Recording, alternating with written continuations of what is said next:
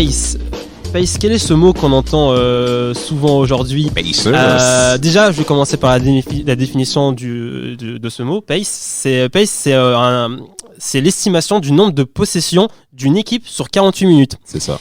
Et en 2005 lors de la saison 2005-2006, l'équipe avec la plus haute pace, c'est-à-dire l'équipe avec le jeu le plus rapide, avait une pace de 95,8.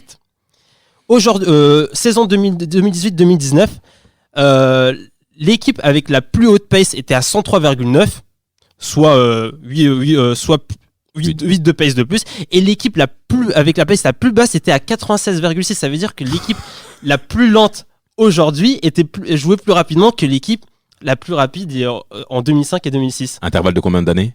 Intervalle de 15 ans, de 14 ans même. 14 ans. Et vous en pensez quoi? C'est quelque chose qu'on retrouve un peu dans d'autres sports aussi, qu'on retrouve dans tous les sports. C'est ce nouveau phénomène de jeu de transition qui fait que maintenant on presse beaucoup plus tôt, beaucoup plus vite pour récupérer la balle rapidement et se projeter très vite vers l'avant. Et c'est ce qu'on a vu maintenant avec Golden State, on parlait souvent de cette adresse à 3 points qui était impressionnante, mais ce pressing, cette manière de défendre, de récupérer le ballon rapidement pour se projeter et après de mettre des 3 points sortis de nulle part, c'est vraiment quelque chose qu'on a vu dans d'autres sports aussi, même au foot, on peut le dire, avec ce jeu de transition.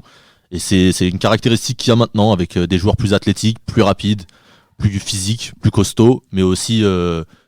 en plus de coffres pour faire les allers-retours. Pour faire les allers-retours, tout à fait. Mais avant même de parler de cette génération actuelle, il y a aussi des équipes qui, culturellement parlant, avaient déjà ce type de jeu. Un coach au-delà même de Golden State, il y avait, on sait bien entendu les Suns, les Suns 2005, il faut quand même le dire, avec des mastodontes en termes d'activité sur le terrain, Stoudemire et Sean Marion, vraiment deux phénomènes physiques. Et j'aimerais aussi parler d'un coach, Don Nelson quand même, Don Nelson qui correspond bien à cette culture de jeu. Ça a commencé déjà aux Warriors en effet lors des années 90 avec Richmond, Latrell Sprewell, Chris Webber qui est un très bon passeur. On faisait en sorte justement d'aller vite pour surprendre l'adversaire et l'éviter parce qu'il puisse se replacer. Et quelque part, il y avait aussi après Run TMC après. C'est leur nom justement, Run TMC. Alors au-delà de ça, il faut quand même dire que ça correspond quand même à la hype rattachée à la conférence Ouest quand même. C'est-à-dire quand les mecs ils vont au stade, quand la masse populaire de cette partie des États-Unis vont au stade, on va pour avoir un show, on va pour avoir un spectacle. Donc ça correspond aussi à l'idéologie des personnes vivant dans cet endroit-là. Le divertissement à l'Ouest n'est pas le même que celui à l'Est. Ou à l'Est, le divertissement c'est la bagarre. Et quand je dis la bagarre dans le bon sens du terme, on aime les rivalités. Oui, on aime les rivalités et on aime quand dans le terrain ça se traduit par un jeu très dur. Et à l'Ouest, c'est le showtime. À l'Ouest, on veut voir des paniers. On veut juste voir des paniers. À l'Ouest, on veut kiffer. C'est Las Vegas, c'est Los Angeles. On veut San Francisco. On veut des étoiles dans les yeux. Nous, on veut vibrer. Alors qu'à l'Est, c'est plus froid. C'est la neige. C'est New York. C'est Boston. Il faut travailler dur. C'est pas la même ambiance. Alors moi, pour vous, il y a Miami qui casse un peu le truc. Ouais, c'est vrai. Mais même Miami rentre quand même dans cette tradition via Pat Riley. Alors pour vous dire, pour moi, le point de rupture par rapport à cette domination concrètement du jeu rapide, il faut quand même dire la bagarre qui a eu lieu en 2004-2005. Concrètement, c'était le jeu intérieur qui est maintenant en NBA en ce temps-là. On mettait deux grands à l'intérieur. Qui a eu Pistons, Pacers. Inconsciemment, on a commencé un petit peu à laisser le jeu dur et les fautes dures sur le terrain pour adoucir l'image de la NBA. Et on a commencé un peu à favoriser le jeu rapide, le jeu offensif. Et ça s'est vraiment démontré sur l'après 2010. Et moi, ça a concordé aussi avec la fin de carrière du Shaq, qui a été le dernier gros big man, et qu'après on a eu des intérieurs beaucoup plus athlétiques, vertical, vertical, et qui avait maintenant on demande aux intérieurs d'avoir des shoots à 3 points, de savoir shooter haut, alors que le Shaq il t'en foutait pas une à 3 points. Et aussi des pivots, c'était pas son problème, il est pas là pour basket. Et aussi des pivots qui aiment bien poser des blocs pour faire le pick and roll. Bien sûr. On a vraiment changé complètement de profil, de style de joueur. On commence à avoir un retour là des big men avec certains comme Embiid, Karl Anthony Towns, c'est ce genre même notre ami de Denver, Jokic, qui est aussi un gros big man. Oui. Donc ça commence à revenir, mais ces joueurs-là sont capables de shooter. C'est vrai. Oui. On leur C'est demande vrai. quand même On de les voit courir souvent. Exact. Mais et de shooter. Towns a fait plusieurs matchs cette saison, je crois 4 ou 5 matchs à plus de 10 shoots à 3 points. Il y a même, je crois, un match où il prend 33% de son équipe qui a shooté plus de 40 fois à 3 points. Il prend 33% des shoots de son Ouais, équipe. je veux dire, comme les évident. Lakers, ça joue Mais à- là, joue à on est dans Anthony du Davis. jeu rapide et aussi Ça fait dans des du, 3 dans du jeu optimal où les statistiques avancées ont pris plus de place dans la NBA par l'intermédiaire de Sam Hinkie ou de Daryl Morey, surtout Daryl Morey avec le Morey Ball. Et en fait, l'objectif c'est de shooter là où c'est le plus rémunérateur, c'est-à-dire la ligne à 3 points, Plus derrière la ligne à efficient. 3 points, là où c'est le plus efficient, Ouais. ou sinon dans la peinture, sous le panier. J'ai des stats par rapport à ça. Alors, quand un tir est pris dans la raquette, Trafiquer en les général, on est à 64,4% de réussite, c'est-à-dire si on convertit ça en nombre de points, ça vaut 1,29 points C'est dans la beaucoup. raquette. C'est beaucoup. Voilà. Un tir pris à mi-distance, c'est 38,7% de réussite, et si on convertit ça en points, c'est 0,77 points. Et un tir pris à 3 points, c'est 35,7%, soit moins précis que le shoot à mi-distance. Par contre, si on traduit ça en points, ça rémunère 1,07 points. Donc c'est aussi quelque chose qui participe au jeu rapide. Shooter à 3 points ou dans la peinture, et aussi shooter très rapide, parce que aussi statistiquement, plus tu shootes vite, plus t'as de chances de scorer. Et de bénéficier d'une défense qui n'est pas replacée. Raison pour laquelle il faut quand même parler de Mike D'Antoni, qui a plusieurs fois mené cette stratégie à outrance, même en série de playoff où le jeu commence à ralentir.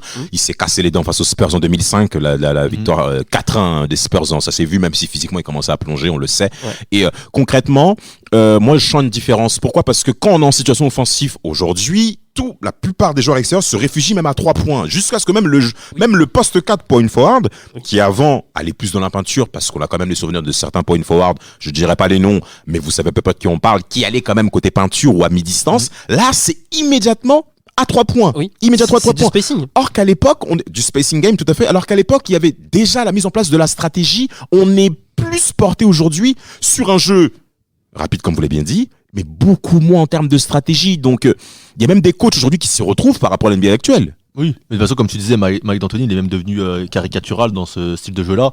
Maintenant, on regarde Houston. Je regardais beaucoup l'année dernière. J'avais la chance d'être sur le même créneau horaire. T'arrives à regarder Houston à la télé. J'étais sur le même créneau horaire. J'étais sur le créneau horaire, c'était sur le continent américain. Et Houston passe beaucoup à la télé. Parce que James Harden, et c'était parfois une équipe avec comme intérieur, comme pivot, PJ Tucker. C'est inadmissible. Quand même, c'est Clint Capella qui joue le plus bien souvent. bien sûr. Clint Capella qui est parfait pour du jeu rapide. Capella était blessé l'année dernière, et à un moment, PJ Tucker jouait pivot, qui est petit quand même. On va en small ball. Homonyme. On va en small ball. C'est ça. Et il y avait. Houston a déjà eu un pivot très petit, Chuck Hayes. Mais c'est pas pareil. Mais c'est pas pareil. Mais ça shootait à outrance. En fait, ça récupère le ballon en 3 passes, ça shoot à 1 mètre. Plus d'un mètre, 1,5 mètre derrière la ligne à 3 points. Statistiquement, c'est plus rentable de shooter rapidement. Malheureusement, quand ça ne rentre pas, c'est catastrophique. C'est très bien que tu mentionnes un nom comme Chuck Hayes qui faisait 1,98, donc moins de 2 mètres au poste de pivot. Je crois que PJ Tucker fait cette taille-là. Oui, je crois exactement. Je crois que PJ Tucker fait cette taille-là. Même si après Chuck Hayes a plus la capacité de tenir des joueurs très très lourds, plus que PJ Tucker qui est un poste 3. Il est un poste 3 proprement dit. Alors, il faut quand même parler d'une équipe qui a en effet changé l'image de la NBA aussi, qui a profité de ça, notamment l'après-finale 2010 Celtics-Lakers, c'est le Heat de Miami. Déjà, au niveau des transferts, au niveau du transfert avec le The Decision, dont on s'en souvient tous, où LeBron James fait son annonce comme quoi je quitte les Cavs et tout ce qui a mené pour aller au Heat de Miami. Alors, on a un style de jeu où le Heat a eu du mal à se trouver. Le Heat a eu du mal à se trouver avec le leadership inconscient, la dispute Wade-James. Ça commence très mal, je crois, avec un bilan à 8 victoires, 9 défaites. Ouais, déjà. Et après, il y a la mise en place de la stratégie jeu rapide contre-attaque. Et concrètement, qui peut arrêter LeBron James en contre-attaque ? Je l'aime pas, ce joueur. Il m'a plusieurs fois fait mal. Il m'a plusieurs fois blessé. Mais en contre-attaque, c'est fini. Non, c'est fini. Puis comment une équipe avec comme joueur majeur Flash peut aller lentement. Et je pense que déjà. Je pense que Miami était le bon endroit pour pratiquer ce style de jeu, parce que ce style de jeu demande beaucoup de caisses physiquement. Il faut être prêt physiquement, et quand t'as pas trailé, tu ne peux que être prêt physiquement pour faire ce type de jeu, c'est-à-dire une grosse défense très physique, très active. et pour provoquer des pertes de balles et du coup des Ah oui, contre-attaques. perte de balle, oui, parce qu'ils mais avaient c'est- même un poste 4 par moment en playoff. Moi, je les ai vus parce qu'ils ont affronté les Pacers deux fois en finale de conf 2013-2014 où ils mettaient Shane Battier sur le terrain. Et au niveau de la défense, c'est-à-dire ils vont partout. C'est-à-dire on met le ballon dans la peinture pour Ibert, on va lui faire une prise à 2, prise à 3. Bon, c'est vrai qu'Ibert c'est pas un très très bon passeur, mais ça le gêne pour, on va dire, la fluidité offensive des Pacers et ça tourne souvent en ballon perdu, ça tourne souvent et les Pacers ont eu du mal, bien qu'ils soient dominants en taille. Ils avaient des sacrés shooters, hein. Mike Miller, ensuite il y a Miller. Ray Allen qui a rejoint, Tout à fait. Wade Mario et LeBron, Chalmers qui a fait oui, aussi. Mario Chalmers.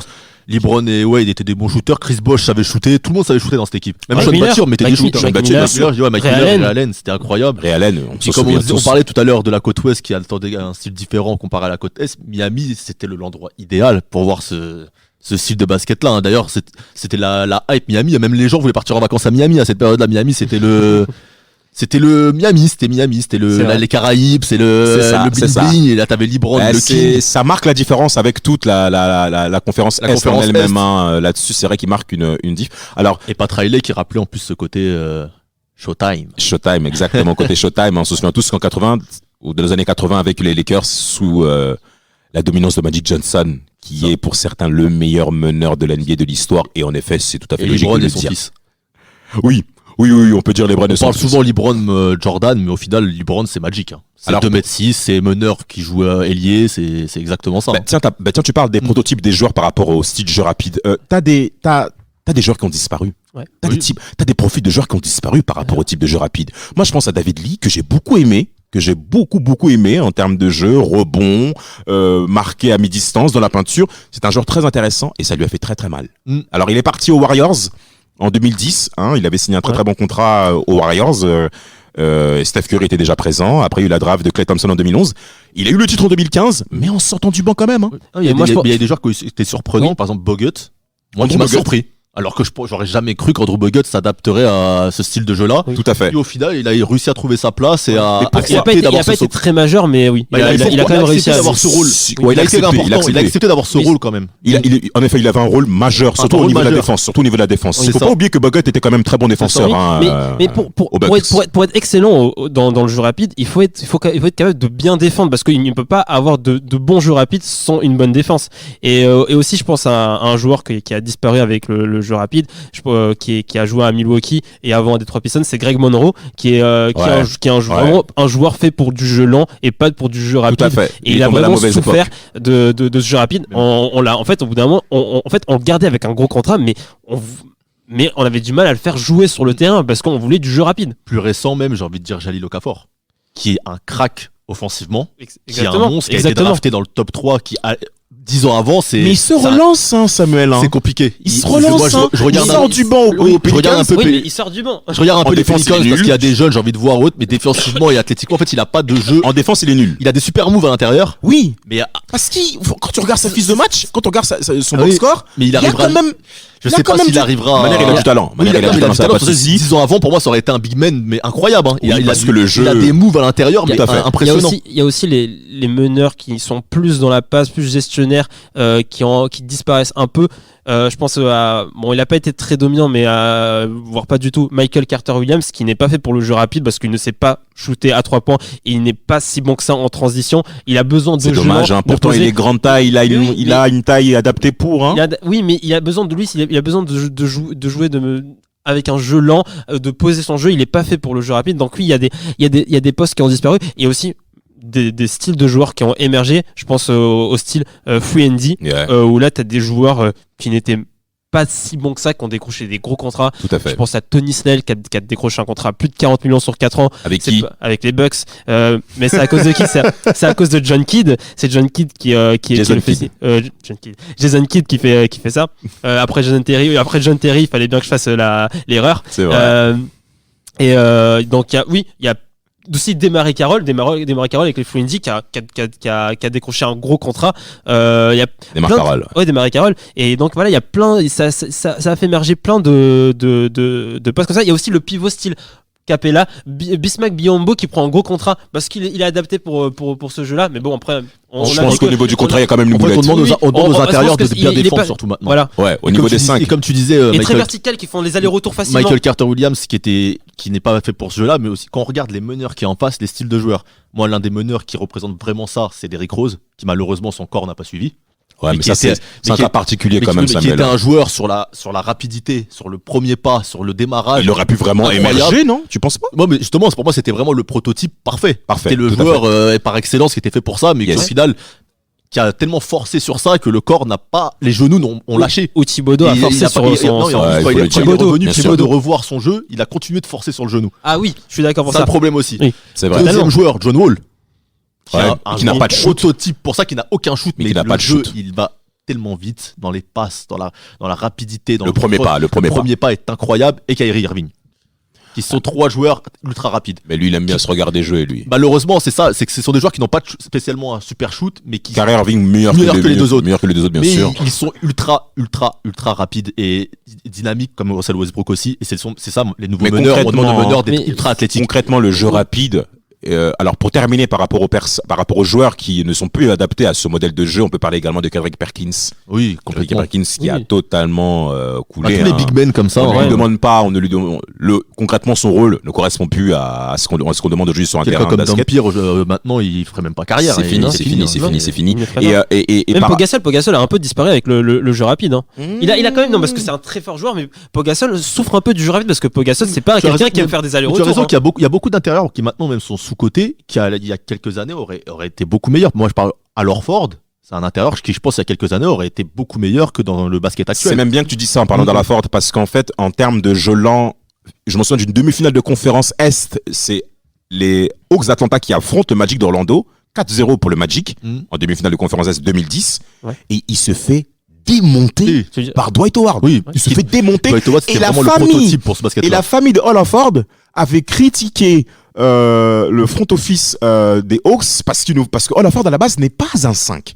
C'est un 4. Donc en effet dans le style de jeu aujourd'hui, il est plus adapté. Il est obligé de jouer 5. Bien sûr. Il est obligé de jouer 5 mais c'est un 5 mobile donc il correspond à ce modèle de jeu en effet. D'ailleurs maintenant avec Fila, c'est plus lui qui joue 5 et Embiid qui tourne autour. Moi après bon, parce qu'aussi Embiid aime bien tourner, aime bien shooter à 3 points. C'est ça. Maintenant il faut également mentionner que on va dire en fait, on va demander en effet plusieurs choses maintenant aux joueurs. On va leur demander de courir, on va leur demander de se replacer, on va leur demander d'être athlétique, on va leur demander de savoir shooter à 3 points. Aussi plus intelligent sur parce que le jeu rapide. Je suis pas d'accord.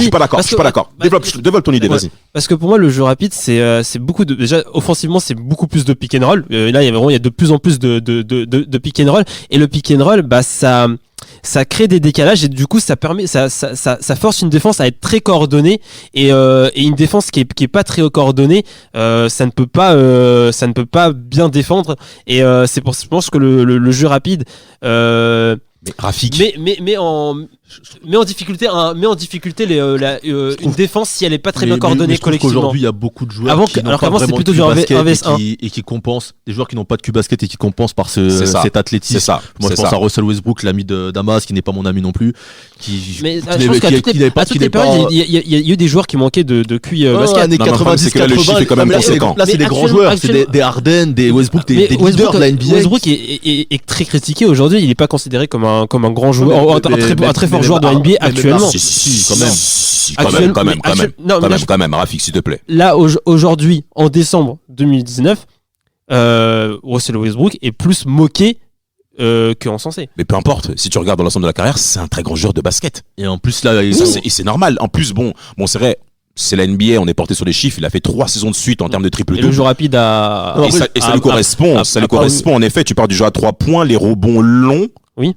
On a aussi laissé Westbrook prendre des rebonds. Oui. Donc, ça correspond aussi à ce modèle-là. Et moi, je vais suivre également la vie. D'accord avec toi, pour les années 90, ils sont pas forcément plus intelligents. Mais par contre, années 80, pour moi, il n'y a pas photo. C'est fin années 80, les joueurs sur le terrain. Mais années 90, on va leur demander des choses en termes notamment de coordination défensive qu'il n'y a pas aujourd'hui. Ouais, mais il y a beaucoup de têtes brûlées. Oui, mais ça c'est autre chose en fait. C'est autre chose. c'est autre chose. La NBA ouvrait la porte également à ce type de modèle de joueur. personnes-là, parce que ça correspondait aussi à une image, et ça a touché beaucoup de personnes. Là, aujourd'hui, on a affaire à un public, comme au Parc des Princes, on a affaire à des personnes qui ne connaissent pas grand-chose au football, qui sont au parc, et qui se permettent de dire des choses comme au basket, c'est-à-dire c'est des gens qui connaissent rien. Et ils ouvrent leurs fesses, excusez-moi du terme, pour dire des conneries. Et c'est la même chose aujourd'hui en NBA. C'est sport. Voilà, il faut le dire. C'est-à-dire aujourd'hui en NBA, même sur le terrain, Kobe Bryant a plusieurs fois critiqué cet aspect-là. On a affaire à des joueurs qui manquent d'intelligence de jeu. Oui. Et ce manque d'intelligence, c'est pas une question que basketballistique, c'est même aussi en termes humains. Pour moi, la seule équipe vraiment qui est depuis ces 3 dernières années qui a été intelligente sur le terrain, c'est les Warriors. Hein. C'est les seuls auxquels j'ai vu l'intelligence. Pourquoi on parle des Warriors? Parce que les Warriors, l'entraîneur. Regarde, Steve Kerr. Excuse-moi de te couper, Samuel. Steve Kerr a eu l'intelligence de conserver toutes les stratégies défensives de Mark Jackson à l'époque où il était aux Warriors. Dès qu'il est arrivé, Mark Jackson, système défensif, je le garde. Par contre, offensif, je vais changer. Et on a vu, Steve Kerr, qui sont ses papas spirituels? Phil Jackson, Popovich. Vous voulez quoi? Donc ne soyons pas étonnés qu'il y ait également ces titres. Donc certes, jeu rapide, mais concrètement, tous les effectifs NBA ne sont pas adaptés pour le jeu rapide. Oui, bien sûr. Maintenant, qui arrive maintenant à se démarquer pour trouver sa marque? Mais tout le monde veut copier. Pour rebondir à ce que disait Rafik pour Milwaukee, je suis d'accord. Mais par exemple, tu vois, quelqu'un comme Giannis, je trouve pas qu'il a un QI basket incroyable. Et pourtant, c'est une star. Au début, non. Et il commence à changer, mais je le trouve plus athlétique, je claque des dunks, je te saute dessus, je suis brutal, je trouve plus impressionnant dans la brutalité que dans le QI basket et dans la technique. Aujourd'hui, ça a quand même beaucoup changé. Ça a changé, mais il pas shoot, par exemple, tu vois. Dès que tu le bloques à l'intérieur, Milwaukee, les Raptors l'ont bien compris au final de là, 19. avec le mondial, avec la Grèce, il a été inexistant sur le jeu FIBA. Ouais, moi, je pense que c'est pas. Je pense que c'est pas vraiment. Là, je pense que c'est pas vraiment que le QI basket. Je suis d'accord un peu avec toi. Il a pas un énorme QI basket, Giannis, mais il progresse beaucoup dans ce domaine. Mais c'est aussi le fait qu'il manque de shoot, le fait qu'on puisse facilement défendre sur lui, l'attendre à l'intérieur. Et aussi, par rapport au jeu rapide, pourquoi il y en a de plus en plus? Déjà parce que c'est divertissant. Avec beaucoup de paniers, et aussi parce qu'il y a des records qui tombent tout le temps. Il y a l'émergence des triple doubles. Maintenant, il y a des triple doubles tous les soirs. Les gens et ça donne l'illusion que aujourd'hui les joueurs sont beaucoup plus forts qu'avant. Alors c'est juste qu'en fait il y a beaucoup plus de possession aujourd'hui. Il y a en moyenne 30 à 40 tirs de plus qu'il y a 15-20 ans. Donc il y a potentiellement une dizaine de rebonds de plus, une dizaine d'assists de plus. Donc du coup il y a plus d'opportunités de faire un triple double. Raison pour laquelle il faut encore une fois louer John Stockton d'être le meilleur passeur NBA avec des possessions extrêmement longues, contrairement à aujourd'hui. Totalement. Maintenant, il y a beaucoup de joueurs qui font des matchs à 8-9 assists, alors que naturellement, ce ne sont pas des très grands passeurs. Giannis, qui n'est pas un très grand passeur, a fait plusieurs matchs à plus de 10 passes. Et il fait des progrès, ce monsieur. Il fait des progrès, bien sûr. Avec ce qui s'est passé cet été, avec la création de ces nouvelles équipes, comme Los Angeles par exemple, on est peut-être face à un retour en arrière, avec le retour des joueurs de grande taille, notamment aux Lakers. Deux grands, comme les Twin Towers, de grande taille à l'intérieur. Mais est-ce que ça va rester? L'avenir nous le dira.